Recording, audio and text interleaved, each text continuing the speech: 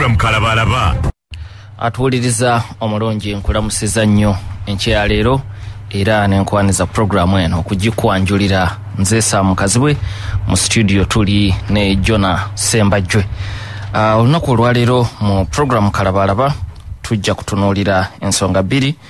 Okusooka tujja kutunuulira ku kusika omuguwa mu ggwanga erya America wakati wa President wayo Donald J. Trump ne bagavana b'amasaza ag'enjawulo okusingira ddala ab'ekibiina ekya Democratic Party ku nsonga ya Trump okwagala okuggulawo amasaza abantu baddemu okukola emirimu mpola ng'ate bagavana banyi masaza ago naddala ba DP baga nti ekiseera tekinnatuuka ekirwadde ekya ssennyiga ono omukambwe kikyali ky'amaanyi. N'olwekyo vaawo mpitewo wali w'amaanyi ensonga tujja gitunuulirako naye njagala tutandikire mu ggwanga erya Kenya gye twali wiiki ewedde ku lunaku olwa Sande. Ensonga eno tutagigusa bulungi olw'obudde. Mpuliriza wiiki ewedde twatunuulira okusika omuguwa era mu kibiina ekiri mu buyinza mu Kenya kye kibiina ekya Jubilee ekikulemberwa President Uhuru Muigai Kenyatta ng'amyukibwa William Samoei Arap Ruto era nga vaawo mpitewo yatandikira ku bbaluwa eyawandiikibwa ssaabawandiisi w'ekibiina kino Raphael Tuju ku biragiro bya mukama wa President Kenyatta n'awandiikira omuwandiisi w'ebibiina by'obufuzi Anne Nderitu ng'amugamba nti waliwo abantu betugenda okukyusa ku lukiiko oluddukanya emirimu mu kibiina ekya Jubilee Party. Olukiiko olwo luyitibwa National Management Committee. Bano bavunaanyizibwa ku mirimu egya buli lunaku mu kibiina ekya Jubilee. Era ensonga Raphael Tuju ze yawa mu baluwa ye nti bangi ku bano baali balekulidde ebifo byabwe oluvannyuma lwa President okubawa emirimu emirala mu gavumenti. N'olwekyo ng'obuyinza bwali bwa President Kenyatta okujjuza ebifo ebyo. Tuju bw'amala okuwandiikira Anne Nderitu ebbaluwa n'Enderitu n'akubya mu kyapa ekirango ng'ategeeza bannansi mu Kenya kuba ekibiina tekibeera kya muntu nti kino ekibiina kyange kasita owandiisa ekibiina ky'ebyobufuzi kibeera kintu kya ggwanga. N'olwekyo omuwandiisi w'ebibiina by'obufuzi kwe kulanga mu kyapa nti ekibiina kya Jubilee kiteekateeka okukyusa abantu bwe bati ku lukiiko lwa National Management Committee. N'olwekyo njagala ebirowoozo byammwe bannakenya ne bamemba b'ekibiina kya Jubilee ku nkyukakyuka zino ezigenda okujja mangu ddala. Eyasooka okwemulugunya ye mumyuka w'omukulembeze wa Kenya Dr. William Samoei Arap Ruto n'awandiikira Nderitu ebbaluwa. Nderitu ye muwandiisi w'ebibiina by'obufuzi ng'amutegeeza nti ebyo ssaabawandiisi wa Jubilee byakuwandiikidde ng'akutegeeza nti bagenda kukyusa obukulembeze bikyamu, tebigoberedde mateeka ga kibiina ekya Jubilee n'amateeka agafuga ebibiina by'obufuzi wano mu Kenya. Era naga nti tewali na ogani yonna mu kibiina ekya Jubilee yasinga kusasira ku National Executive Committee nti tetuulanga nako kubanga myaka ebiri tetuulanga. N'olwekyo tewali ogani mu kibiina yali etudde n'esalawo nti bagenda kukyusa obukulembeze mu National Management Committee. Bw'amala okuwandiika ebbaluwa eri Anne Nderitu n'agenda ne ku mukutu ogwa Twitter. Ku mukutu ogwa Twitter yavuluga n'okuvuluga mu njogera y'ennaku zino ngaga nti abaagala okukyusa obukulembeze kati mu Jubilee be bannakigwanyizi nti kubanga toyinza kudda mu kuzannya byabufuzi mu kiseera kino ng'ensi eri mu kulwanagana na kirwadde ekiri mu kutta abantu mu ggwanga erya Kenya. Kuba wetuwogerera ssennyiga ono omukambwe mu Kenya yakakwata abantu 262 13 ne bafa. N'olwekyo Ruto yali yeewuunya lwaki omuntu asobola okumalira ebiseera mu by'obufuzi ng'ate waliwo ensonga enkulu ekwata ku bulamu bw'abantu obutereevu.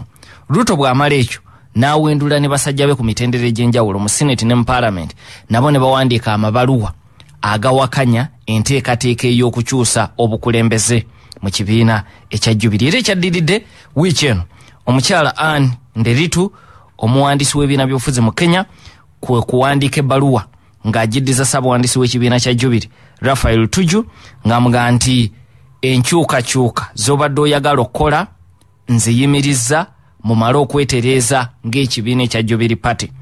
Era mu bbaluwa ye Anne Nderitu yategeeza Raphael Tuju nti bamemba b'ekibiina ky'otwala ekya Jubilee 350 be bampandiikidde amabaluwa nga bawakanya enkyukakyuka z'oyagala okukola mu kibiina kyo. Nderitu era yamuwadde amagezi nti ky'olina okukola kati sookoddeyo mu kibiina okkaanye ne banno, kubanga bangi kwabo abawandiise baawakanyiza emikutu gye wayiseemu okukyusa oba enkola gye wakozesezza okukyusa obukulembeze process. Tinolwekyo ng'ate ebyo bintu bikulu muteeka erifuga ebibiina by'obufuzi wano mu ggwanga erya Kenya ne mu ssemateeka owa Kenya. N'olwekyo ddayo mu bitereeze. Wabula n'ayongera n'amugaa nti bwe mulemwa munda eriteeka eriyitibwa Political Parties Act erya 2011 lyatondawo olukiiko oluyitibwa Political Parties Dispute Tribunal olusobola okuwulira okusika omuguwa kwe mulinammwe mu kibiina, era olukiiko olwo ne lugonjoola ensonga zammwe nga temunnazindeetera eno. Mu bbaluwa ye omukyala Anne Nderitu yagambye bw'ati ng'ategeeza Raphael Tuju, kindly note that Section 40 of the Political Parties Act 2011 provides that if there is a dispute between members of a political party or between a member of a political party and the political party, the dispute shall be referred to the Political Parties Dispute Tribunal for hearing and determination. N'olwekyo bwabeerawo obutakkaanya obw'ekika ekyo oba wakati wa memba n'ekibiina kye oba bammemba munda mu kibiina, ensonga ezo muzitwale mu lukiiko olwo oluyitibwa Political Parties Dispute Tribunal.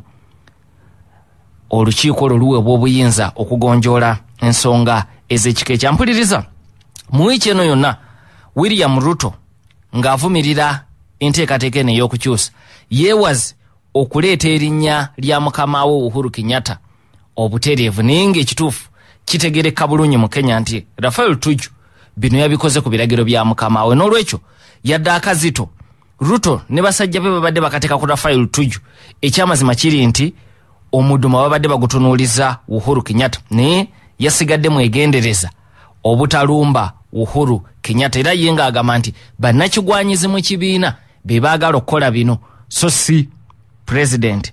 Wabula ebbaluwa eno okuva ew'omuwandiisi w'ebibiina by'obufuzi yasanyusizza nnyo abawagizi ba William Ruto kubanga abadde beeraliikirivu nti ekkubo lino Kenyatta lyabadde akutte National Management Committee eva kusinga kuba ebadde kati egenda kubanga ejjuddeko babe kumpi bokka nga be bagitwala. Kitegeeza nti ekibiina Ruto abadde amaze okusindiikirizibwa ebweru kuba National Management Committee mu mateeka ga Jubilee yevunaanyiza ku mirimu egya buli kaseera.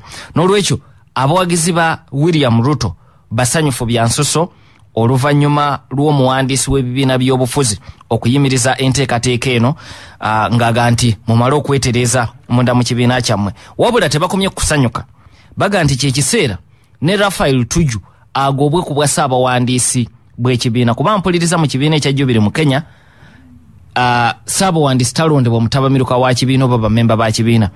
Pulezidenti w'ekibiina aweebwa obuyinza okulonda ssaabawandiisi. N'olwekyo mu buyinza obwaweebwa Kenyatta bwe yakozesa okulonda Raphael Tuju era teyakomaawo n'amugonnomolako n'obwa minisita talina kifo kyankalakkalira mu cabinet. Kakati baga nti kyekiseera Raphael Tuju agobwe ku bwa ssaabawandiisi waakiri asigale ku bwa minisita bokka. Era baga nti baagala mu kiseera kino batuuze olukiiko obukubiriro olw'ekibiina ekya Jubilee okugonjoola ensonga zino kubanga ebbanga lisoba mu mwaka nga Jubilee tetuula ng'ekibiina okuteesa ku nsonga ez'okusika omuguwa ezigenda maaso, naddala ku kusika omuguwa okuliwo wakati wa Kenyatta ne William Ruto bukye ekisanja kino mwe batambulira kitandika. N'olwekyo baga nti baagala meeting etuuzibwe mu buli mbeera nti nabo babatidde ssenyiga ono omukambwe basobola okukozesa technology, buli muntu n'agenda ku mutimbagano ng'asinziira waali meeting n'etuula mu mbeera eyo. Omuntu osobola n'okubeera ku simu ne mutuuza meeting. Technology kati mungi asobozesa abantu okubeera mu meeting nga buli omu ali mu kifo kye. N'olwekyo ababaka oba bannabyafuzi abawagira William Ruto baga nti enkola eyo naye bwe kiba kisoboka ekozesebwe mu kiseera kino. So nga abawagizi ba Uhuru Kenyatta bagamba nti bino byonna Ruto n'abawagizi be bye baakoze ne bye baakafunako bo bwe bayita obuwanguzi bya bwereere kubanga bakimanyi nti mu mateeka amatuufu Uhuru Muigai Kenyatta ayina obuyinza okujjuza ebifo ebyereere mu National Management Committee. N'olwekyo baga nti mu kiseera kino bakyetegereza balabe kiki kye bayinza okuzzaako oluvannyuma lw'omuwandiisi w'ebibiina by'obufuzi okuyimiriza mu nteekateeka yaabwe, kubanga kye yabagambye baga nti njagala mwetereeze, bwe muba temukkaanyiza waakiri mugende mu lukiiko luli olwa Political Parties Dispute Tribunal. Kakati abawagizi ba Kenyatta baga nti ng'ebyo byonna tubirowoozaako n'okugenda mu lukiiko olwo, baagala okujjukiza abawagizi ba William Ruto nti obuyinza buli mu mikono gya President Kenyatta mu mateeka g'ekibiina kya Jubilee okulonda okujjuza ebifo singa abantu baba balekulidde ne babivaamu, nti nga bwe yalonda Ssaabawandiisi Raphael Tuju era bw'alina obuyinza n'okujjuza ebifo ebirala ebyerere. N'olwekyo vaawo mpitewo oyo akyagenda maaso. Kakati ng'ogyeko okulwanira obukulembeze munda mu kibiina ekya Jubilee ku lukiiko olwa National Management Committee, Ruto olutalo lwe olulala nga yeetegekera 2022 alututte ku gavana w'essaza eriyitibwa Kirinyaga Anne Waiguru. Ampuliriza gavana ono wa kibiina ekya Jubilee era y'omu ku bagavana ab'amaanyi olwaleero mu Kenya. Mu masaza 47 olwaleero Kenya olina bagavana abakyala 2 bokka, Anne Waiguru gavana w'essaza ery'e Kirinyaga n'omukyala Charity Njiru gavana w'essaza ery'e Kitui. Abasigadde bonna basajja. Omukyala omulala yali gavana w'essaza ery'e Bomet, yafa myezi mitono gye tukubye amabega. N'olwekyo bakyala 2 be baliwo, bonna nno bakyala b'amaanyi, Anne Waiguru ne Charity Njiru. Kakati Anne Waiguru mu kibiina ekya Jubilee mu bagavana yakulembedde olutalo lw'okulwanyisa William Ruto, era mu nteekateeka ezibaddewo ng'ekirwadde kino tekinajja ez'okutambula eggwanga erya Kenya nga Raila Odinga atambuza enteekateeka ye ya Building Bridges Initiative, Anne Waiguru yabadde atambula ku lwa Jubilee ne Raila Amolo Odinga era ng'avumirira nnyo William Ruto. Kati William Ruto kye yakoze kwe kusalawo naye okumuggulako olutalo mu ssaza ery'e Kirinyaga ng'ayita mu bawagizi mu memba ba Jubilee naye nga bawagizi be okuggula olutalo ku Anne Waiguru, era we twogerera bamaze dde okwanjula ekiteeso ekimujjamu obwesige mu ssaza ery'e Kirinyaga. Ensonga ze batadde mu ddiiro baga nti azze amenya ssemateeka enfunda eziwera mu ngeri gy'akola emirimu gye, amenye ssemateeka wa Kenya enfunda eziwera. N'olwekyo baga nti kyekiseera bamugobe ku bwa gavana. Egimu ku misango gye bamuvunaana mwe muli nti mu ssemateeka wa Kenya gavana w'essaza lyonna alina okwogerako eri essaza lye buli mwaka nga ayanjula enteekateeka ye bw'enaafaanana mu mwaka ogwo, kye bayita State of the County Address. Kati baga nti Anne Waiguru kino takikola, okwo kuba kumenya ssemateeka, era bagamba eyo yemu ku nsonga lwaki baagala okumugyamu obwesige. Ensonga endala baga nti amaze ebbanga ng'ayisa amaaso mu lukiiko olw'essaza lino mu mateeka alina okwanjula enteekateeka kwagenda okutambuliza gavumenti n'ebyo byateekateeka okukola, ababaka babisembe oba babigaane oba babeeko enkyukakyuka ze bakola. Naye ababaka mu lukiiko luno baga nti gavana akola bibye tabyanjulako mu lukiiko lwabwe, n'olwekyo baga si beetegefu kuyisibwamu maaso mu ngeri efaanaganako bwetyo. Era ababaka mu lukiiko luno olw'essaza ery'e Kirinyaga banenya gavana Anne Waiguru obutagoberera mateeka agafuga okugula n'okutunda ebintu bya gavumenti ng'agabatenda mu ssaza lino ery'e Kirinyaga. Bamugattiddeko n'omusango ogw'okutondawo ofiisi ey'omwogezi gye bagamba nti eri mu bumenyi bw'amateeka, nti naye ne bwetandibadde mu bumenyi bw'amateeka emirimu gy'ebadde ekola mu kifo ky'okutereeza ekifaananyi ky'essaza ate erwana ntalo za byabufuzi eza gavana. N'olwekyo baayisiza n'ekiteeso ekijjawo ofiisi eyo. Katudde 89.2 FM. Okyali ku mukutu ogwa Samkazi we Dispatches. Tukyalire osubscribinge era oyongere okunyumirwa programu ensengeko obulungi. Mpuliriza wetugenda mu kuwumula mbadde nkunyonnyola egimu ku misango, si gyegyo gyokka wabula gyegimu ku egyo abaka mu lukiiko lw'essaza Kirinyaga gye baatadde ku gavana Anne Waiguru nga bamuleetako ekiteeso ekyokwagala okumuggyamu obwesige. Ekiteeso bamaze dda okukyanjula era neyakyanjudde ye majority leader mu lukiiko olwo nga wa kibiina ekya Jubilee ne Anne Waiguru wa kibiina ekya Jubilee. Wabula Anne Waiguru aga nti bino byonna bya bufuzi ebiva ku nteekateeka eri ya Building Bridges Initiative, nti olw'okuba y'omu ku bakulembedde kaweefuba oyo oba okuwagira enteekateeka eyo ng'ali wamu ne Raila Odinga, kakati ababaka mu ssaza lino abawagira William Ruto kyekyo lwaki baagala okumuggulako olutalo bamujjemu obwesige bamugobe ku kifo ekyo. Kakati ampuliriza n'ababaka mu parliament ne mu national ne mu senate okuva mu saza lino ne mu masekati ga Kenya oba kitundu kiyite Mount Kenya abawagizi ba Ruto bawagidde nnyo ekyokugoba Anne Waiguru. Kyekirwaki William Ruto kizibu ensonga zino okuzijjiramu ddala. Mu bano mwe muli omubaka akiikirira constituency eyitibwa Gishugu Robert Githinji ng'ate muwagizi nnyo wa William Ruto. Mwe muli George Masharia Kariuki mbaka wa constituency eyitibwa Ndia n'omubaka omukyala ow'essaza lino ery'Ekirinyaga mu parliament ya Kenya Wangui Ngirichi. Bano be bali emabega w'ababaka mu lukiiko lw'essaza nga baga nti Anne Waiguru mu mugobe. Bano ababaka mu lukiiko luno bagenda okwanjula ekiteeso ekyokugoba Anne Waiguru nga ssaabawandiisi w'ekibiina Raphael Tuju amaze n'okubawandiikira ebbaluwa ebasaba enteekateeka zino baziveeko. Mu bbaluwa ya Raphael Tuju yategeeza ababaka mu lukiiko luno nti amaanyi bandibadde bagateeka ku kulwanyisa kirwadde ekya ssenyiga ono omukambwe mu kifaata eky'okudda mu ntalo ez'ebyobufuzi nti ssenyiga ono bw'anaamala okulwanyisibwa era nakkakkanyizibwa ensonga zaabwe zisobola okukomawo ate zisobola n'okugonjoolwa munda mu kibiina ekya Jubiri okusinga okudduka emisinde okwagala okugyamu Gavana Anne Waiguru obwesige. Wabula bino ababaka mu lukiiko lw'essaza baagaana okubiwulira era nga kyebaddamu kifaanagana n'ekyabawagizi ba Ruto nti Tuju ataalondebwa bamemba ba kibiina kya Jubiri tasaanye kubawa biragiro naye ono ye ssaabawandiisi ate nkubuulidde ampuliriza ti mateeka ga Jubiri ssentebe w'ekibiina era yalonda ssaabawandiisi nga na wano mu Uganda NRM bweri nti pulezidenti yalonda ssaabawandiisi Justin Kasule Lumumba so si tabamiruka wa NRM oba bamemba ba NRM. N'olwekyo ne mu Jubiri bwe kiri naye ababaka mu lukiiko luno olw'essaza ne bagaa nti Raphael Tuju tasobola kubawa biragiro kubanga bo tebamulondangako kubakulembera nga ssaabawandiisi mu kibiina ekya Jubiri. N'olwekyo baagenda maaso ne banja ekiteeso eky'okujja obwesige mu Gavana Anne Waiguru. Gavana kye yakola kwe kwekubira enduulu mu kkooti e Kenya ng'awakanya enteekateeka eno. Yawa ensonga nnyingi mu kwagala okuyimiriza ekiteeso kino naye ng'emu ku nsonga ze yawa yeeyokuba nti kati amaanyi gonna agatadde ku kulwanyisa kirwadde kino ekya ssenyiga omukambwe. Era omulamuzi mu kkooti enkulu yakkaanya ne Gavana Anne Waiguru mu kukkaanya n'ayimiriza ekiteeso teyakigoba wabula yayimiriza ekiteeso eky'okujja obwesige mu Gavana Anne Waiguru. Era ensonga omulamuzi gye yawa ya kirwadde kino ekya ssenyiga omukambwe ngaga nti mu kiseera kino Gavana n'ensi yonna mubaleke basooke bamalirize ensonga y'ekirwadde kino.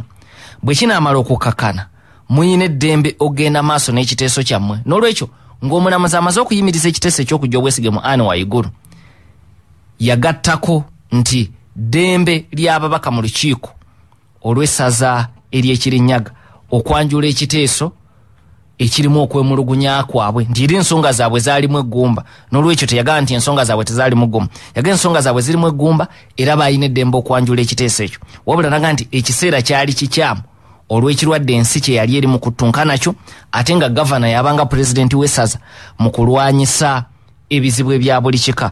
N'olwekyo enteekateeka n'agiyimiriza okutuusa ekirwadde kino bwe kinaggwaawo. Ekitegeeza nti ssenyiga ono singa wonna wakakkanira mu Kenya ababaka mu lukiiko lw'essaza baakugenda maaso n'ekiteeso kyabwe eky'okujja obwesige mu Gavana Anne Waiguru. Ampuliriza mu bino byonna Ruto n'abawagizi be balina enteekateeka ez'enjawulo kubanga byonna bye bakola bamanyi buli kimu kisoboka okuwangula n'okuwangulwa kubanga n'omuwandiisi w'ebibiina by'obufuzi okuzza amannya Raphael Tuju ge yabadde asindise tekitegeeza nti tasobola kugakkiriza, yabawadde mukisa kwetereza. N'olwekyo byonna bisoboka okuwangula n'okuwangulwa. N'olwekyo abawagizi ba Ruto mu kiseera kino batunuulira amakubo ag'enjawulo. Erimu ku makubo kwe kukozesa omukisa guno nga omuwandiisi w'ebibiina by'obufuzi agaanye enkyukakyuka eno Kenyatta gy'ayagala bakozesa omukisa ogwo okutwala ebifo eby'enkizo mu kibiina ekya Jubiri oba okwezza obuyinza ebifo eby'amaanyi bibe nga biri mikono gyabwe mu kibiina kya Jubiri. Kyekirwaki balwana balabe nga olukiiko olw'enjawulo olw'ekibiina kya Jubilee lutuula abawagizi ba Ruto kye baagala mu kiseera kino. Wabula n'enteekateeka eyo yonna bw'ebeegaanyi baatandika dda n'okulowooza ku ky'okwabulira ekibiina kya Jubilee ng'ekiseera ekituufu kituuse batondewo ekibiina ekipya nga beetegekera okulonda okw'omwaka 2022. Ogwo ekyo singa kikolebwa si gwe gunaaba omulundi ogusoose nga William Samoei Arap Ruto akyusa ebibiina by'obufuzi kasita alaba ng'anyigirizibwa n'okutondawo ebibiina ebipya. Mu myaka 15 egiyise William Ruto azaabeera mu bibiina by'obufuzi ebyenjawulo. Njagala nsooka nkuzeeko emabega ekibiina ky'ebyobufuzi kya Kano ky'ekibiina mwe yatandikira ebyobufuzi bye nga muvubuka muto yakava mu university e Nairobi era mu Kenya bamujjukira nnyo mwaka gwa 1992 y'omu ku bavubuka abato ng'ali wamu ne Cyrus Jirongo n'abavubuka abalala. Newankubadde nga kati Jirongo ne William Ruto baafuuka kabwanangu ne mwaka 92 mukwano gwali gubasaza mu kabo. Baakola kinene abavubuka okulaba nga Daniel Toroitich Arap Moi awangula ekisanja ekirala nga president wa Kenya. 97 Ruto ye kennyini ng'ojjeko okusabira Moi akalulu naye kennyini ne yeesabira akalulu ak'obubaka obwa parliament era n'ayingira parliament y'eggwanga erya Kenya. Yasigala ku kaada eya Kano. Mu mwaka 2022 ng'okulonda okwo kubindabinda Moi yalonda Kinyatta okumuwa kaadi avuganya ku bwa president. Ekyanyiza abanene bangi mu kibiina ekya Kano bangi ne bakyabulira ne bagenda beegatta ku opposition beegatta ku Mzee Stanley Emilio Mwai Kibaki mu mukago ogwa NARC.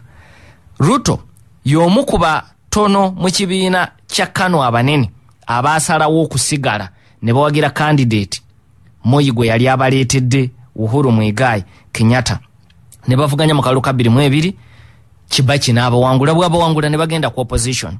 Wabula emyaka mitono nga bali ku opposition ate Kenyatta n'atandika okukwatagana ne Mukyukuyu munne Kibaki. Wabula Odinga ate yali agenza okukwatagana eyawangula ne Kibaki nga bali ku kaada emu eya NARC nga muwagidde ate ye n'atabuka ne Kibaki. Ekimu ku kyatabula Kibaki n'Odinga mu kuwagira Kibaki mu kulonda kwa 2022 baali bakkanyiza nti Kibaki ajja kutondawo ekifo ekya executive prime minister. Ekifo ekyo akiwa Odinga, ekifo Kibaki kyataatondawo. Odinga eyo yali entandikwayo ey'okutabuka ne Kibaki.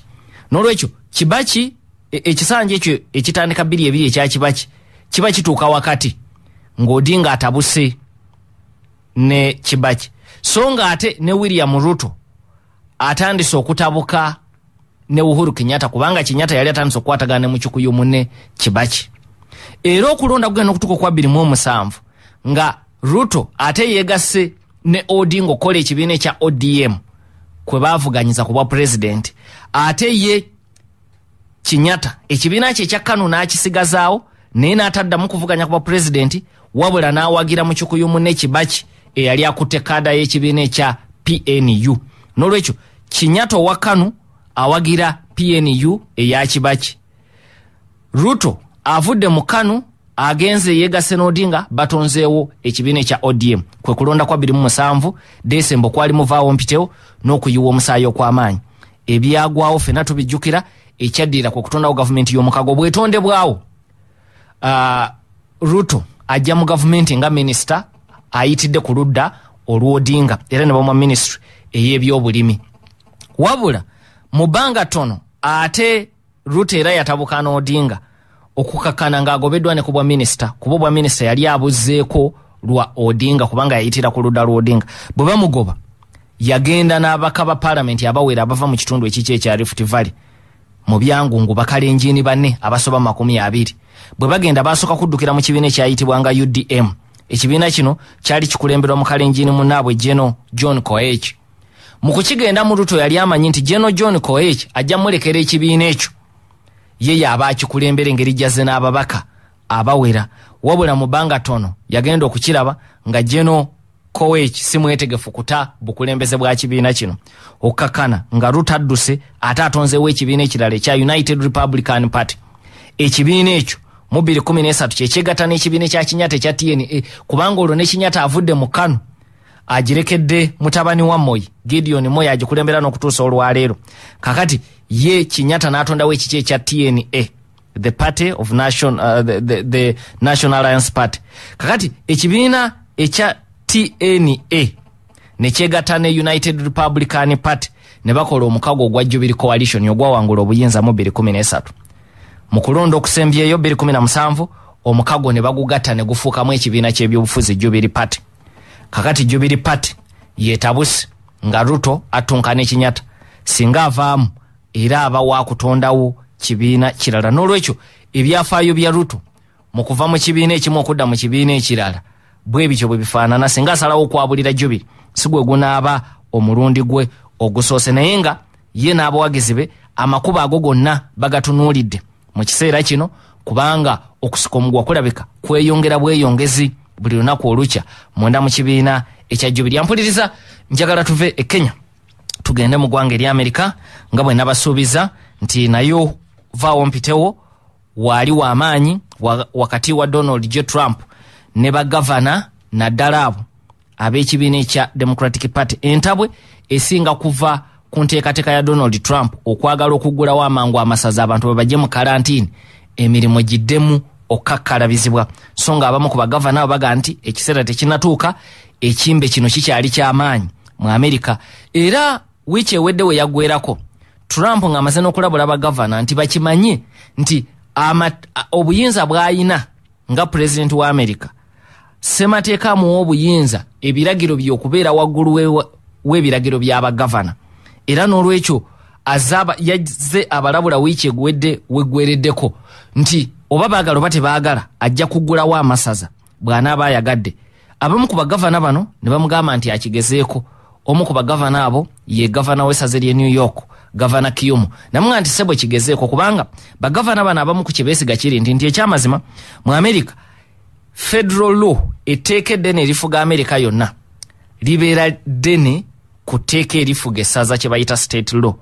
Naye bagavana mu byafaayo bya Amerika demokrasiya wawe obw'emyaka 12 ate bayina enkizo ku mateeka agakwata ku byobulamu ebisookerwako.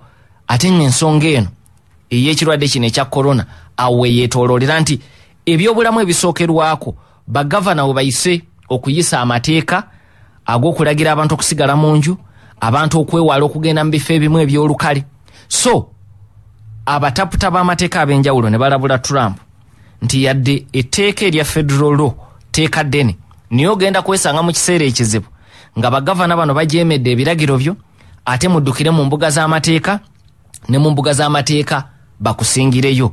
Okukakkana ku lunaku olwokuna Donald J. Trump yazze eddoboozi alikendeezezaamu katono ng'agamba nti akyayagala amasaza gaggulewo kalantiini ow'amaanyi gwe gatadde ku bantu, naye kaakati ng'akibalekedde ng'aga ntagenda kubakaka.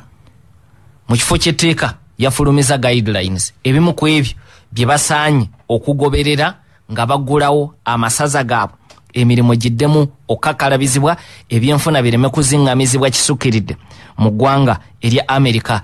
Enteekateeka y'eno gyeyandudde ku lunaku olwokuna eri ku miko 18 era yagiwadde omutwe Opening Up America Again, okuddamu okuggulawo Amerika emirimu giddemu okakkalabizibwa kubanga ekigendererwa kya Trump ayagala emirimu giddemu okukolebwa mu Amerika. Wabula n'akikaatiriza nti obuyinza bwonna obwenkomeredde abulekedde bagavana okusalawo ku nsonga ezo oluvannyuma lw'okuwabulwa n'okwewala okujeemerwa bagavana mu masaza ag'enjawulo. Enteekateeka ya Trump eno eri ku miko 18 yagimenyeemu mu mitendera 3 nti essaza nga liggulawo lisobola okuyita mu mutendera ogusooka, bwe gukola obulungi bagende mu mutendera ogwokubiri, nawo bwe bakola obulungi bagende mu mutendera ogwokusatu. Mu mutendera ogusooka enteeka ya Trump egamba eti nti amasaza gasaanye okutandika okuggulira abantu mpola badde ku mirimu, abalina amakampuni ng'abantu bonna mwabayimiriza kampuni neeyimirira nga tekola okumala ebbanga lya mwezi gumu, kati musobola okutandika okuggulawo nga mujjayo abamu ku bakozi be mulowooza nti bankizo, si bonna bo baddemu okukola mpola. Ekirala ekiri mu mutendera ogusooka, Trump aga nti bu bizinensi obutonotono ng'ebirabo by'emmere, ebifo abantu we balabira emizannyo n'ennyimba n'ebirala nabyo bitandika okuggulwawo, wabula ng'abantu beesuula amabanga ababizeemu. Trump mu nteekateeka ye mutendera ogusooka aga nti wabula mu mutendera ogusoka phase 1 amasomero go gasigale nga magale ate n'abantu abali mbulabe obw'amaanyi okukwatibwa ekirwadde kino bagira basigala awaka. Abantu abali mbulabe be bakadde saako n'abo abalina endwadde nnyingi naddala ez'olukonvuba. Kakati abagamba Trump bagira basigala awaka. N'ekyokuba kyalira nga basigala awaka Trump mu phase 1 takikkiriza. Aga nti kubanga gwe abakyalidde oyinza okubaleetera obulwadde gwe nga tebugenda kutta naye bo ne bubatta. Trump era aga nti n'ebifo abantu gye bakolera dduyiro bisobola okuggulwawo mu phase 1 wabula ng'abantu ababigendamu beesuula amabanga n'obuyonjo nga bussibwako nnyo essira. Era Trump aga nti mu phase esooka amabaala go gasigale nga gakyali maggale. Eyo ye phase esooka. Trump aga nti bino amasaza nga genda okuggula bye gayina okugoberera. Phase ey'okubiri biri ebisooka byonna bwe babituukiridde era emiwendo gy'ekirwadde kino ne gisigala nga gikendeera bukendeezi kiba kitegeeza ekirwadde kirinnyibwa ku nfeete. N'olwekyo kati olwo mu mutendero ogwokubiri n'amasomero gasobolwa okuggulwawo ate n'abantu abatakola mirimu gya nkizo non-essential workers nabo batandika okukkirizibwa okutambula kubanga kati abali essential masaza mangi agaggalawo be bakkirizibwa okutambula. Ogenda kusomba kasasiro, oli wa masanyalaze, oli wa amazzi, abo ab'enkizo be bakkirizibwa okutambula, abasawo n'abalala. N'olwekyo aga nti mutendero gw'okubiri olwo n'abatali essential basobola okukkirizibwa okutandika okwetaaya. Era aga mutendero gw'okubiri n'ebbaala zisobola okuggulwa naye nga obukwakulizo obw'enjawulo bugobererwa omuli abantu okwesuula amabanga nga bali mabaala ago. Omutendera ogwokusatu ng'olwo bakakasiza nti emitendera giri ebiri gyonna mu ssaza gitambudde bulungi. Trump agamba olwo abantu bonna basobola okukkirizibwa okudda ku mirimu gyabwe, unrestricted staffing bakomewo bonna. Jjukira wali we twatandikidde mutendera ogusooka ab'enkizo be balina okukkirizibwa. Kati aga nti bw'omutuukira ku gwokusatu bonna bakomewo ku mirimu olwo ebyenfuna biddemu okutambula nga bwe byali. Ate era mutendera ogwokusatu agamba nabali abantu abasinga okubeera mu bulabe obw'okukwatibwa ekirwadde kino olwo nabo bakkirizibwa babe nga bakkirizibwa okwetaaya. Abali mu bulabe ennyo ntegeeza okusingira ddala abakadde n'abalina endwadde ennyingi kubanga abakugu baze batunnyonnyola nti ekirwadde kino kisinga kugoya oyo gwe kisanzeemu ebirwadde ebirala oba abo abakadde. Kakati enteekateeka yo yagifulumiza ku Lwokuna yabadde olwamaze okulya ebigambo bye kubanga wiiki ewedde yaggwako agamba agenda kulagira era kyalagira kikolebwe kubanga federal law esinga state law. Bagavana bangi bwe bamuwakanya nga bakulemberwa Kiyomo n'abalala saako ne bannamateeka muli Professor Jonathan Tali oyo omu ku bannamateeka ate nga tujjukira nti Trump bwe baali baagala okumugyamu obwesige mu bakakensa abana abayitibwa mu Congress Professor Jonathan Tali yeyeka eyawolereza Trump n'aga nti tewali nsonga emugobya ng'ataputa ssemateeka wa America ku nsonga eno. Era yawabudde Trump Professor Jonathan Tali nti ekyamazima yadde federal law esinga state law naye ku nsonga ezikwata ku byobulamu ebisookebwako ssemateeka oyo y'omu ayina enkizo gye yawa gavumenti ez'amasaza. N'olwekyo teweeteeka mu kusoomoozebwa okwo. N'olwekyo ku Lwokuna Trump yagenza okukomawo ng'akyuse agamba kakati nze eno yenteekateeka gye njagala mugoberere nga muggulawo Amerika naye si bakaka buvunaanyizibwa bwammwe emirimu giddemu okukolebwa kinawadda. Bagavana bangi naddala aba DP bamugambye tebajja kugoberera nteekateeka ye wabula aba Republican Party bangi bo ne bajyaniriza era ne bamusuubiza nti mu nnaku ntono bagenda kuba batandise okuggulawo amasaza gaabwe nga bagoberera emitendera esatu gye yalambisa obulungi.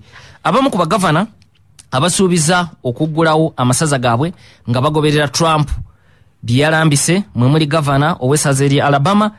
Essaza lino lyaggalwawo mwezi guno kyekikwewunyisa nti lyerimu ku masaza agasembyeyo okuggalawo ne bagamba abantu nti musigale awaka. Bwe ngamba mpuliriza okuggalawo mu context yene ya America ntegeeza kusigala waka kubanga buno obukwakuliza obw'ebifo ebyolukale amasomero n'ebirala mu buli saza bubaddemu obukwakuliza okumala ebbanga naye kye bayita stay home orders musigale awaka bwe bukwakulizo obusembyeyo okubeera obukakali masaza ag'enjawulo mu America naye buli saza lyakolera we lyayagalira obukwakulizo babuleetera we baayagalira. N'olwekyo musaze erya Alabama bo stay home orders atandika kukola nga 4 omwezi guno ne gavana waayaga nti Trump yabalambise bulungi era asuubira lumu May we lunaatuukira bagenda kuba batandise okuggulawo essaza lya Alabama nga bagoberera emitendera 3 Trump gye yatadde mu diiro. Gavana w'essaza erya Ohio DeWine naye agamba nti asuubira May lumu wanaatuukira agenda kuba atandise okuggula essaza lye era ng'agoberera enteekateeka ya Donald J. Trump. Musaze erya Arizona baggalawo ng'ennaku z'omwezi 3 March gwe mwezi ogwedde nga gugwako bagamba ku nkomerero y'omwezi guno ogwokuna bagenda kuba batandise okuggulawo nga bwe balambikiddwa President Donald J. Trump. Musaza erya Colorado baggalawo 26 bwe njogera okuggalawo ntegeeza stay home orders naye obukwakulizo obulala bwali bwatandika dda masaza mangi okuva mu gwokubiri nga okuggala ebifo ebyolukale amasomero amasinzizo n'ebirala naye kati mu context yeno bwe ngamba okuggalawo ntegeeza stay home orders. Kakati Colorado batandika 26 March gavana waayo agamba nti 26 omwezi guno we gunaatuukira nabo bagenda kuba batandise okuggulira abantu okutandika okwetaaya. Musaza erya Florida baggalawo lumu omwezi guno ogwokuna wabula bagumu nti 3 omwezi guno ogwokuna bajja kuba bagguddewo ng'era bagoberera enteekateeka eya President Donald J. Trump gye yalangiridde ku lunaku olwokuna. Mu ssaza erya Idaho bo bagamba 3 omwezi guno bajja kuba nabo batandise okuggulawo so nga mu ssaza erya Indiana basuubira kuggulawo ku ntandikwa y'omwezi ogwokutaano. Mu ssaza erya Iowa bano n'okutuusa olwaleero tebalangirira nga kye bayita stay home orders oba okuggalira abantu mu mayumba gaabwe naye babadde n'obukwakulizo obw'enjawulo ku bifo ebyolukale n'ebirala. Kaakati mu ssaza lino erya Iowa baga nti n'obwo obukwakulizo ku nkomerero y'omwezi guno bagenda kuba nabwo babugyewo. Lino lyerimu ku masaza bana Republican gye bali ab'amaanyi ennyo era bawagizi ba Trump nnyo n'olwekyo kubanga Trump amaze ebbanga nga takkiririza mu stay home orders zino azivumirira n'olwekyo essaza erya Iowa gavana waayo yagaana okulangirira okusibira abantu mu mayumba gaabwe n'abaako obukwakulizo bw'ateekawo naye n'obwo obukwakulizo yasuubiza 3 omwezi guno ogwokuna bungi bujja kuba butandise okuvaawo. Mu ssaza ly'e Kansas yo gavana yasuubiza May 3 ajja kuba atandise okuggulira abantu. Mu ssaza ery'e Minnesota yo baatandise dda n'okukendeeza ku bukwakulizo buno obulala yalangiridde 17 omwezi guno ogwokuna. Yagenza okulangirira nga Trump amaze okufulumya enteekateeka ye n'olwekyo Trump olwafulumiza enteekateeka ye gavana we Minnesota ye n'atandikirawo okendeeza ku natti nga yeesigama ku phase 1 mu nteekateeka eri eya Donald J. Trump. Kaakati naye aga nti stay home orders zo zennyini ajja kuzijjawo nga 4 omwezi ogwokutaano.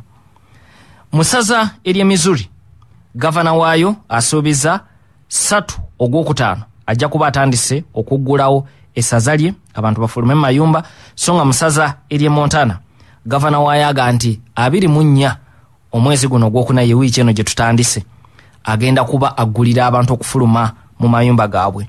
So nga mu ssaza ery'e Nevada gavana waayo Steve Sisolak aga nti ku nkomerero y'omwezi guno asuubira byonna bina bitambudde bulungi ajja kuba naye aggulidde abantu okufuluma mu mayumba. Ate ye gavana w'essaza ery'e North Dakota gavana Doug Burgum aga nti naye asuubira ku nkomerero y'omwezi guno ogwokuna ajja kuba aggulidde abantu era mugumu nti ebintu mu ssaza lye bitambulira bulungi ku nteekateeka ya Donald J. Trump gye yafulumiza ku lunaku olwokuna nti yadde obulwadde we buli naye ate Amerika tebasobola kugiggalawo kumala bbanga ddene kuziŋŋamya bya mirimu n'emirimu girina okuddamu okukolebwa. Mpuliriza njagala okuwumulamu katono nywe ku lwendo lw'amazzi ate nkomeo twongere okutunulira ensonga mu ggwanga eri America n'okutunulira obumu ku bubaka bwammwe bwe musindise mu programu eno. Okyali ku mukutu ogwa Sam Kaziwe Dispatches. Tukyalire osubscribinge era oyongere okunyumirwa programu ensengeko obulungi. Ampuliriza tugose mu kitundu ekisembayo ekya programu eno enkya leero. Hassan Sali ali Texas aganti stores in Texas can soon begin selling merchandise and hospitals can resume non-essential surgeries. Na Gatakonti, by the crisis is far from over, hospitals are still reporting nearly 2,000 new COVID patients per day. Webale nnyo webale ddala n'ebirala by'owandiise.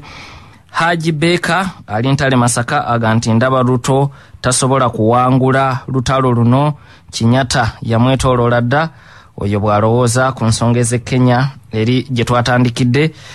Onaga nti webale kutuweereza nze Adams Kabiswa ndi nakawuka ffenna tutumbudde.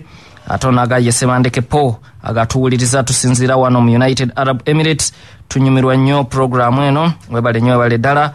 Kauma Sitenda Kayongo agantutumbudde wane Buyamba Kochi tuline Faruku Mutebi n'abalala mwebale ku garaji ya pichipichi mwebale nnyo okuwuliriza gye musenzidde Kochi. Dennis Lima agatuli mu bizinga eby'ebuvuma tuwuliriza mwebale nnyo bannaffe abasinzidde mu bizinga bya Ssaabasajja Kabaka ebuvuma. Onaga nti Joseph Nsiko naawe webale nnyo webale ddala okuwuliriza. Onagamba atya onaga Honorable Gonzaga Joseph Sewung aganti naye Ruto amalako oba ali mu biseera by'ebisembayo eby'obufuzi. Sisobola gamba nti Ruto ali mu biseera by'ebisembayo eby'obufuzi. Emyaka ali mu myaka 50 ne bw'ata wangula 2022 ebiseera akyayina binene akyayina emyaka nga 20 okuvuganya ku bwa presidenti bwa Kenya. N'olwekyo ebiseera akyayina bingi nnyo ate nga Honorable Sewungu okimanyi nti mu by'obufuzi olunaku lumu bwe ruti lubeera lunene nnyo mu by'obufuzi.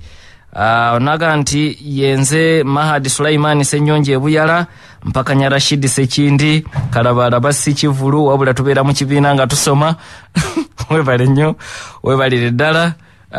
Era ija ali ku ddwaliro erya Nkozi Hospital naga nti nsabira Ani Waiguru asimatuke olutalo luno. Ekyamazima Deputy President Ruto is power hungry. Lwaki tava mu kibiina ekya Jubilee era ijo kusinzira Enkozi ye bwatyo bwateeseza. Kibirige Umal naga nti olowooza Uhuru project tegenda kusuula abaka bangi era tetugenda tewagenda kubaawo mpitewo mu kulonda kwe Kenya. Ekyamazima ensonga eyo ejja kuvaawo mpitewo ne Uhuru Kenyatta yalabula dda ababaka abava masekati ga Kenya ng'ayogera ebigambo ebiyadda ne mu Lukyukuyu n'ava mu Luswayiri naga nti bangi kummwe temujja na kudda mu paalamenti abali mu kudda eno n'okudda eri. N'olwekyo naye nabo bagamba beetegefu okumulwanyisa ababaka nga Moses Kuria n'ababaka abalala nabo baga nti nabo beetegefu omulwanyisa masekati ga Kenya kasita n'abaggulako olutalo. Lubaliyita Mwesigwa aga nti kooti za Amerika mu budde buno zo zikola. Kooti za Amerika zikolera ddala. Nja kuwa ekyokulabirako nti wiiki 2 zetukubya amabega musazi lye Wisconsin waliyo Governor Evers yali aganya okulonda kubeerewo olw'ekirwadde kino ngaga nti okulonda kwongezebweyo mwalimu akamyufu n'okulonda omu ku balamuzi omusanvu abatuula mu kooti ensukulu mu musazi eryo.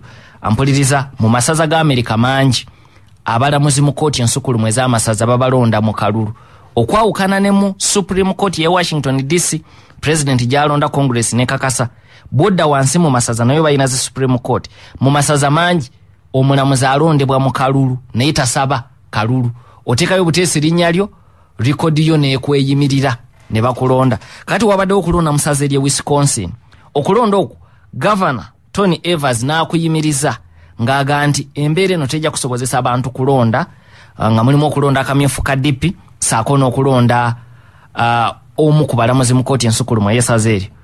Aba Republican Party abadde bakiwakanya ne bagenda mu kooti ensukulu mu yesaza era Governor ne bamumegga. Era mu wiiki yemu wabaddewo n'omusango omulala era gwa byakulonda musaza lye Wisconsin naye nga gwo gwatwaliddwa mu kooti ensukulu mu ye Washington DC nagwera gwawulirwa wiiki eyo era aba Republican Party ne bamega bana DP musazirire Wisconsin. Nolwekyo emirimu mingi gigenda maaso mu ggwanga erya America. Yawe Jonathan Agant world over, we've observed the semblance of togetherness by various political divides in regards to the fight against this pandemic. Bagavana aba Republican, batunkana aba DP, nganda aba bataddemu ebyobufuzi tekikose America. Ono ye bwe weralikirivwe bwalaba bagavana aba DP n'aba Republican Party mu America nga mu kulwanyisa ekirwadde kino bataddemu ebyobufuzi. Ampuliriza kyolina okumanya mu nzikiriza y'Abamerika ey'ebyobufuzi okusoomozebwa okw'ekika kino tebakkiriza nti kulina okuyimiriza emirimu n'entambuza y'ebintu, era bajuliza nti America ne bwe yali mu lutalo olukyasinza okuba olw'amaanyi olw'omunda American Civil War okulonda president mu 1864 kwagenda maaso, naye nga America eri mu lutalo wakati amasaza agamu gaagala kwekutulako gave ku America okulonda kwagenda maaso. Era ne baddamu nti ne mu biseera ebya Spanish influenza wakati wa 1918 ne 1920 eyatta abantu okwetoloola ensi abantu bukadde 5 ne bafa ssenyiga oyo, era America okulonda kwayo kwa president kwabaawo. Nolwekyo America abalina endowooza eyo bebawagizi ba Trump ennyo baga nti tetusobola kuyimiriza buli kintu kubanga waguddewo ekirwadde kino olwo tuba tulaze obunafu. Bo bakkiriza nti mu kusoomoozebwa kwonna kwe bayitamu ate n'emirimu gisobola okugenda mu maaso. Abampuliriza ndowooza obubaka njira mbukomya wano olw'obudde, naye tubeebaza nnyo, tubeebaliza ddala. Ampuliriza era nyongera okujjukiza nti bw'oba oyagala okuddamu okuwulira puroguramu eno oba n'endala zenzize enkola osobola okugenda ku mukutu ogwa Sam Kazibwe Dispatches ku YouTube, soko subscribing ate onyumirwe ebyenjawulo ebiri okwo oyongere okuyiga n'okwejjukanya byonna ku mukutu ogwo gwa Sam Kazibwe Dispatches ku YouTube. Ampuliriza wetugenda mu kuwummula nakunnyonnyodde nti Trump yakkiriza nti ekyokukaka amasaza kiyinza okubeera ekizibu, kwe kusalawo okufulumya enteekateeka naye n'alekera bagavana obuyinza okwesalirawo. Kakati abamu ku bagavana abaaganye okulangirira nti bagenda goberera enteekateeka eno kuba abamu kubakkiriza amasaza nga kumenyedde, Alabama n'amalala. Kati abaaganye Trump kwe kusalawo okukunga abawagizi be batandika okwekalakaasa, era okwekalakaasa wiiki eno kubaddewo mu masaza ag'enjawulo nga abawagizi ba Trump bazze bambadde obutishaati n'ebipande ebiwagira Donald J. Trump nga balagira oba bawanjagira bagavana baabwe okuggula amasaza mwe bali. Mu masaza ago mwe muli esaza erye New Hampshire. Abantu abasoba mu 400 be bakuŋŋaanidde mu kibuga Concord okuwakanya gavana w'essaza lino nga bamugaa nti baagala alangirira enteekateeka ey'okubalagira okufuluma amayumba kuba bakooye okubeera mu nju.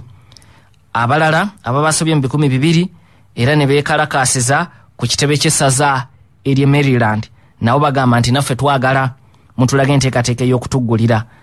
Mu ssaza erye Texas, Hassan Salija asinzidde aweereza obubaka wano mu kibuga Austin. Abantu abasoba mu 200 nabo bakuŋŋaanidde ku kitebe ky'essaza lino nga bagamba gavana nti sebo twagala naffe otuggulire emirimu giddemu okakalabizibwa obulungi. Bano beekalakaza ne masaza amalala omuli essaza erye Minnesota, essaza erye Michigan, essaza erye Virginia. Mu masaza ago gonna abantu ab'enjawulo bazze nga beekalakaasa. Mu kwekalakaasa kwabwe era mwabaddemu ebikolwa eby'obujeemu bingi kubanga ekikolwa ekisooka ky'ekyokujemera ekiragiro kya gavana. Gavana yalagira musigale mayumba gamu, n'olwekyo okufuluma obufulumi kwokka nga togenda kugula mmere, togenda mu ddwaliro, ekyo kikolwa kya kwekalakaasa, n'olwekyo kwabadde kwekalakaasa. Ekirala kye baajemedde kwe kuwabula kw'abasawo okubaddewo mu Amerika okumala ebbanga n'okwetolola ensi yonna. Kati ebigambo ne bw'okyogera mu luzungu kitegereka, social distancing, mwekuba amabanga. Naye mu bibuga bingi okwekalakasa kuno kye kubadde wiiki eno. Abeekalakaasi babadde beekutte n'emikono n'abateekutte emikono nga bali muntu ku muntu, bakutte ebipande byabwe, buli omu ayogerera mu munne. Ate nga abasawo bamaze dde okututegeeza nti omuntu ayina ekirwadde kino nga talina bubonero asobola okukisiiga munne wano mu kwogera omukka ogwo mulimu akawuka akamala akasobola okutambula okuva ku muntu omu okudda ku mulala. Ekirala era bajeemi ne masiki tebazambadde kubanga mpuliriza tukimanye bulungi nti ekirwadde kino gye kyatandikira World Health Organization n'abakugu bangi baatuwabula nti omuntu nga si mulwadde tasaanye kwambala masiki, bazirekera abalwadde n'abasawo. Wabula we tugenza okutuukira olwaleero ng'okuwabula okwo kukaddiye, ng'okunoonyereza okukoleddwa mu bbanga ettono kulaze nti waliwo abantu bangi ng'alina ekirwadde kino naye nga temuli mulaba na kumulaba nti akirina. Ampuliriza omu ku bantu wano abaawonye nabadde mulaba ku mawulire aga TV wiiki eno ng'aga nti ye yatuuse n'okubona kuba bamubuuziza kiki ky'obadde owulira ng'olina ekirwadde kino, nagamu ne mbadde sirina kyempulira okuggyako abasawo kuŋŋamba nti baakusangamu akawuka okutuusa lwe bamusiibudde okuva mu ddwaliro ye nga tafunye bulumi bwonna naye banne ng'ate obulumi babufunye olinaga emimiro gibadde gyempisa bubi nnyo. So abo abantu gye bali nga akalwadde tekajja kumukosa, naye ate ekyembi kiri nti oyo gwe katakosezza naye ng'akalina asobola okukasiiga. Kati awo abakugu bangi we baasinzira ne bagaa nti olw'embeera eyo nti waliwo abantu abakalina naye nga si kyangu kutegeera nti bakalina, buli muntu ayambale kubanga oyo akalina nga tamanyi bw'ayambala kitegeeza ne bw'ayogera tasobola kusiiga banne, naye mu kunyumya ng'oli naye asobola okusiiga naye bambi nga naye tamanyi nti akusiize kubanga takimanyi na kukimanya nti akalina. N'olwekyo ne mu Amerika kati ziweze wiiki 2 nga Dr. Fauci Anthony ye mukugu akulira ekitongole ekirwanyisa ebirwadde by'ekika kino mu Amerika alabudde ku press conference ne Trump kwe yali nti kakati kyabuvunaanyizibwa buli muntu okwambala masiki oba oli mulwadde oba toli. Bano abeekalakasa abawagizi ba Trump mu bitundu bino Virginia, Michigan, Minnesota, Texas, New Hampshire tebayambadde masiki bangi ku bo kubanga ne Trump ku press conference abakugu we bagambira nti mwambale masiki Abamerika, ye Trump yagamba tajja kujambala kuba tagyetaaga. N'olwekyo eddoboozi lye bangi abaliwulira abamukiririza mu Amerika ne mu kwekalakasa kuno bangi ku bo abagoberedde ebifaananyi mbalabye nga tebambadde masiki. Kye balina bufulaano okuli ebipande bya Trump n'ebipande bye bakutte okuvumirira abagavana n'okuwagira Donald J. Trump. Wakati mu bagavana okubiriza abantu bano okudda mayumba gaabwe okussa ekitiibwa mu stay home orders, Trump olw'okutaano olw'omukaaga olwajjo obubaka bwonna bw'abadde afulumya bubadde bwakuwagira beekalakasa. Era obumu ku bubaka bwe yateeka ku mukutu ogwa Twitter ku lunaku olwokutaano nga wagira abeekalakasa yagamba bw'ati: Liberate Michigan, Minnesota and Virginia from stay at home orders. President yagamba bagavana bali mu kuwanjagira bantu mu masaza gano Michigan, Minnesota ne Virginia. Bagavana baga amasaza 3 bonna badipi nti bane mugira musigala awaka. Trump abagamba mwenunule. Yampuliriza nkujjukiza nti gwe wenna yetazo okuddamu kuliza programu eno osobola okugenda ku mukutu ogwa Sam Kaziwe Dispatches, soko subscribing ate owulize programu eno n'endala ennyingi zozze osobwa awangalisa abasajja Kabaka.